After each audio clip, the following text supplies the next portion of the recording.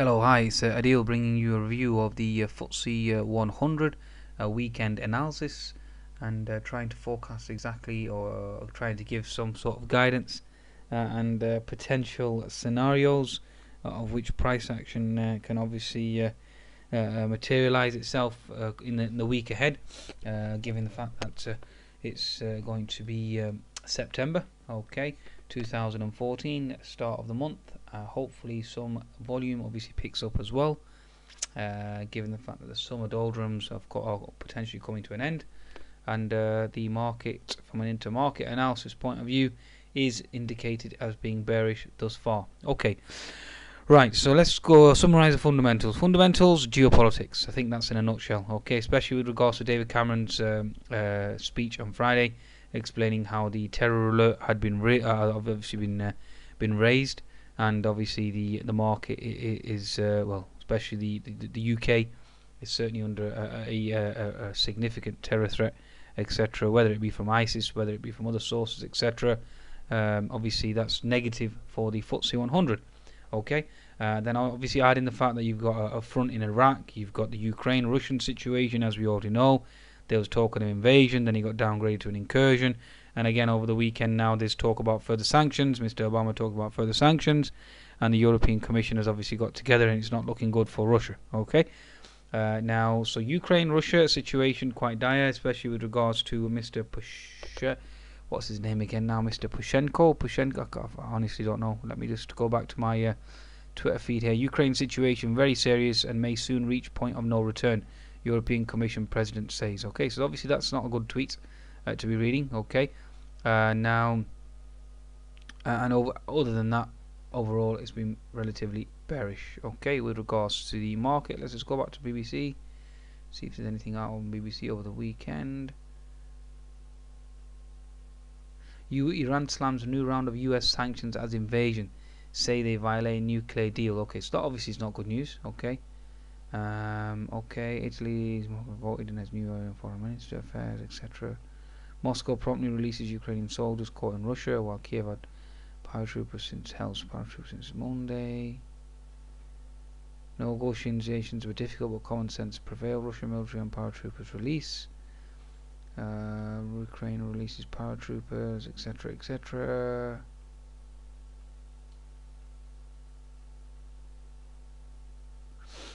So basically that's the situation. So Ukraine, Russia, obviously Israel, Palestine has certainly gone quiet. There's the front potentially in Pakistan brewing over the weekend, so which isn't obviously looking good. And so again, that's a potential scenario that we have to be concerned with. Russia barrels attacked Ukraine. Lukashenko gave order troop murder, etc., etc. Well, certainly it's not looking good. There's a lot of news out there that's certainly not looking good. Obviously, terror alert raised, etc., and that's the situation that we find ourselves in. The other factor or variable that's going to hurt the FTSE going into next week is the fact that Mr. Draghi is not going to be doing QE this week. So that's obviously going to put a dent on the European shares. And given the fact that the inflation data of the Eurozone on Friday didn't come out as worse as everybody expected, or the QE junkies or the Kool-Aid dip buyers expected, and that didn't justify QE going into next week, and given the fact that the ECB themselves have been talking down the concept of QE, and the Germans totally oppose QE altogether, therefore no QE. So no QE, no European rally, then obviously the FTSE is going to stall as well. So these are all the fundamental factors that we have. With regards to obviously putting a negative effect on the FTSE 100, so that obviously doesn't bode well. Overall, with regards to the FTSE 100. So if you bear those factors in mind, all those variables in mind, should I say, and obviously that doesn't bode well. Adding the fact also that the European data was relatively weak last week. Obviously Germany obviously slowing down, given the fact that it's the chief of Europe, and obviously the Eurozone themselves. Italy obviously in a quagmire, remains in a quagmire as well. So it doesn't look well. It doesn't bode well with regards to that. What economic data do we have on Friday? I can't remember now. So there was nothing for sterling traders, nothing for the UK. The day before on Thursday, there's nothing really. So nothing really from UK perspective in terms of economic data. Overall, it was more to do with the Europe dominating, obviously. and obviously the overall bias remains bearish because number one, no QE, number two, the inflation data wasn't as bad as everybody expected, or the QE junkies wanted.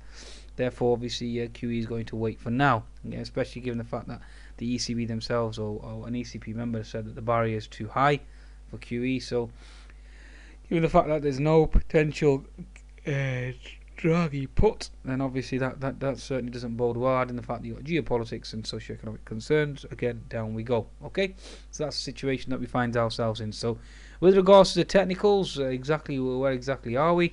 Daily chart here, horizontal resistance, key level at 6830. Watch out for that. If the market does rally again, then obviously 6850, and then obviously 6880 region opens up. I expect the 6830 level to hold, and I'll certainly be looking to short the market given the fact that the news flow over the weekend has been relatively bearish from a geopolitical standpoint of view, and obviously this is bearish consolidation inside bar within the red candle that's dictating for now. Obviously if 6830 goes and 6850 and 6880 opens, so that's for my perspective. Downside targets, potential target here will be 6780, which I've already explained and discussed, and 6750, and we'll see exactly what happens. But we do have this potential break now of this bullish channel, so obviously watch out for that with regards to the FTSE itself. So yep, certainly a break of the channel, and down we go. Okay, let's just cross-reference that with the FTSE 250. So FTSE 250 is here again, horizontal resistance is held. Cross-reference that with the FTSE 350 again, same concept here. Obviously held that resistance level inside bar, and down we go. Okay, so that's basically what we're expecting there. Now let's have a look at the smaller time frame, see if we can gauge any gauge any direction with regards to that. Okay, so let's just have a look at the 60-minute chart for now. Yeah, bullish. We did have the sell-off, obviously, given post-Cameron speech, and the market, for some strange reason, short squeezed higher, more than likely due to Miss Yellen's, obviously, algos. So that's certainly dented the fact of the well, the gap almost got closed. The gap was around the 6750 level, 6775 level, and obviously we went as low as 6780 before we rallied. So that's something to certainly bear in mind. For now, we broke this channel briefly, and the market obviously is traded back above. So for now, I'm going to delete this channel. Obviously, H&S formation has been negated as well, so get rid of the H&S. And the market obviously has respected this thus far, and that's basically where we remain. Okay, so we've got this channel here, and obviously horizontal gap fill support down here. So basically, so for now, we have obviously broken this upward sloping contracting wedge pattern. Resistance remains here, 6830, again coincides with the daily chart, and we'll see exactly how this transpires. So 6830 obviously resistance, 6825 will be resistance as well, so we'll see exactly how this market plays out. Obviously the gap fill below hasn't closed exactly, and that certainly remains in play. Obviously you've got the gap below at 6680, and obviously potential support down there. So that's basically the scenario in the 60-minute chart. The 10-minute chart, as you can see, I mean, that was some stellar rally. That was some stellar rally going into the close. I mean, again, I do need some time how to interpret that. That will be interesting to see exactly how individuals or participants in interpreting it. I mean, you can see here the pivot lows, but they're obviously held. Again, that was one hell of a move. Okay, so basically we have resistance here. Okay, so where exactly are we then on this? So okay, so 6830 obviously we know is resistance. We have some potential horizontal resistance in this zone here that we just need to potentially respect. So it's around the 6820 level, and that's basically where we are for now. Okay, obviously we broke down and we've negated that. We closed the gap as well, 6805. Obviously we pushed lower, and now we basically find ourselves with this gap here at 6775, sorry, and obviously you've got the gaps lower as well. The ultimate gap is going to be 6690. Given the fact that we've got the terror threat of the UK, that obviously will certainly be bearish for the FTSE starting off. Okay, and obviously I'll have to take it with regards to US and Asian markets and allow them to dictate as well. Now I can look at the other sectors that I generally tend to observe with regards to the FTSE. So for example, I can bring up the banking sector, and if I do some analysis in the banking sector, which generally gives you a clue with regards to the market itself, with regards to the FTSE, Basically, the banking sector is certainly set up to be potentially bearish ever since we held this level up here. Obviously, we are going down, so therefore you have a potential H&S formation here. There's your head. Obviously, inside bar, right candle, bang, down we go. And you do have this potential unfilled gap that you need to close below. So H&S formation on the banking sector on the 60-minute charts, that certainly doesn't bode well. The 10-minute chart, obviously we've bounced here, closed the gap below. And the daily chart, really, I mean, there's nothing really you can assess from there other than the fact that you got double top resistance. So ideally, it's a 60-minute chart, and 60-minute chart to me certainly looks like a double top resistance has been put in, and we're making a right shoulder, and H&S formation is in play, and obviously down we go. So watch out for that. Okay, so that's basically what I'm expecting with regards to the banking sector. So if the banking sector is acting like that, therefore, then that means it's bearish and therefore it's weak, and that obviously doesn't bode well for the FTSE 100 if the UK banking stocks are under pressure. Okay, let's have a look at the other stocks. So mining stocks, okay, let's have a look what's happening here. Quite a flush already anyway, quite a substantial flush. Certainly doesn't bode well. Lower lows, lower highs. Inside bar doji on a daily candle, therefore potentially going lower.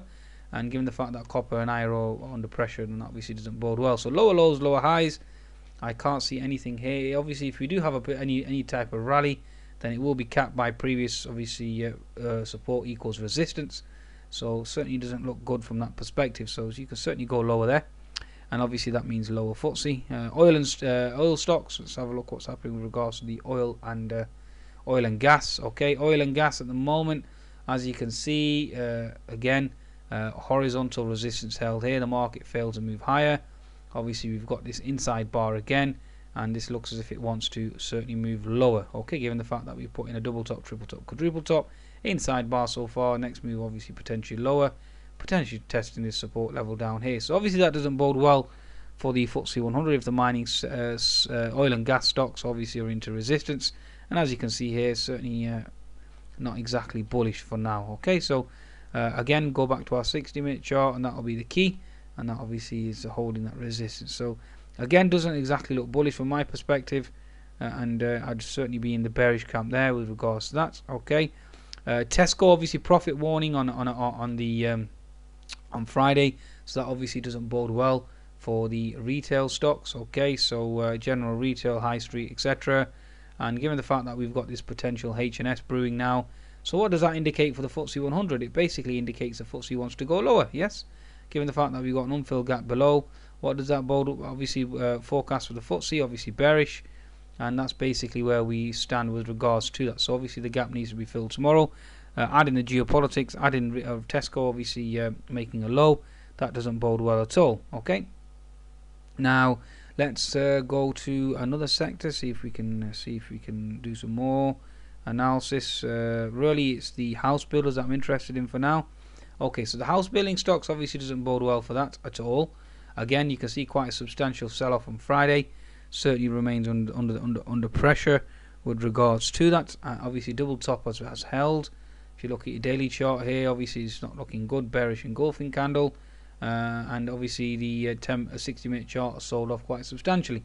Now you do have an unfilled gap below here, and you have an unfilled gap here. So these are two gaps that need to be closed. Again, this has a potential for a H&S formation, obviously given the fact that we rallied on Friday and obviously moved down we go. And given the fact that horizontal, obviously double top horizontal resistance is held, and therefore the move is certainly going lower. Okay. The other one that we have to focus on is the pharmaceutical sector. That's an important index to focus on. Let me just get rid of this trend line that I've drawn here. This is a 60-minute candle, and as you can see here, folks, it's a bearish engulfing candle, bear flag scenario, and obviously doesn't bode well from the commodity side. Again, there's an unfilled gap that needs to be closed tomorrow, and that's exactly what we're expecting to close, and for the markets to move lower. Okay, so there's your daily chart. Again, daily chart is a doji, so indicating potential reversal and resistance, and the 60-minute chart here at the moment certainly needs to close. Okay, so that's basically what we're looking for. Okay, that's basically what we're looking for. So that's a wrap there, folks. So risk on, risk off, wax on, wax off. Goodbye now.